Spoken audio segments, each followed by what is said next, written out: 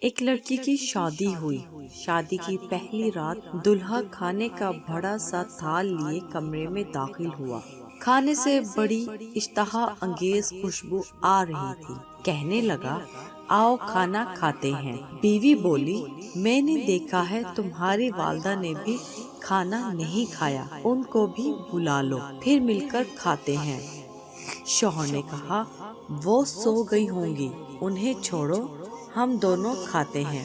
بیوی اصرار کرتی رہی، پر وہ اسی بات پر مصر رہا کہ امی کو رہنے دو۔ جب بیوی نے شوہر کا یہ رویہ دیکھا تو اسی وقت طلاق کا مطالبہ کر دیا۔ شوہر بڑا حیران ہوا اس کے مطالبے پر۔ اس نے بڑا سمجھایا، لیکن وہ اپنی بات پہ ڈٹی رہی، یہاں تک کہ طلاق ہو گئی۔ دونوں الگ الگ ہو گئے۔ پھر دونوں نے دوسری شادیاں کر لی۔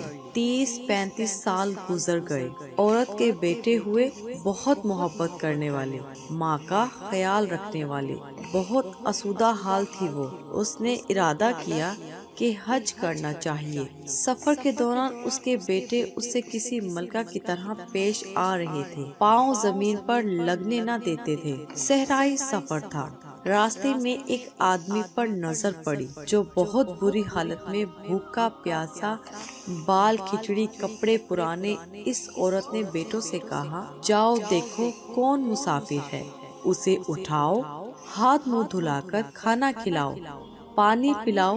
چنانچہ بیٹے گئے، ماں نے جیسا کہا تھا ویسا کیا۔ عورت کی جب اس پر نظر پڑی تو جان گئی وہ اس کا پہلا شوہر تھا۔ کہنے لگی، یہ کیا کیا وقت نے تمہارے ساتھ؟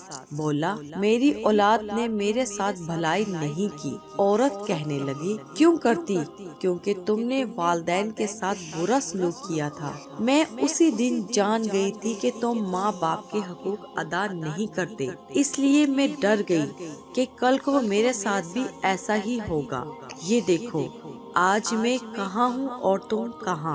ماں باپ کے ساتھ برا سلوک اللہ کی نافرمانی ہے۔ اگر اپنا بڑھاپا ہم شاندار گزارنا چاہتے ہیں تو والدین کے ساتھ شاندار سلوک کیجیے۔ ہمارے اس ویڈیو کو لائک کیجیے اور اپنے دوستوں کے ساتھ ضرور شیئر کیجیے اور ہمارے چینل کو ضرور سبسکرائب کیجیے۔ شکریہ۔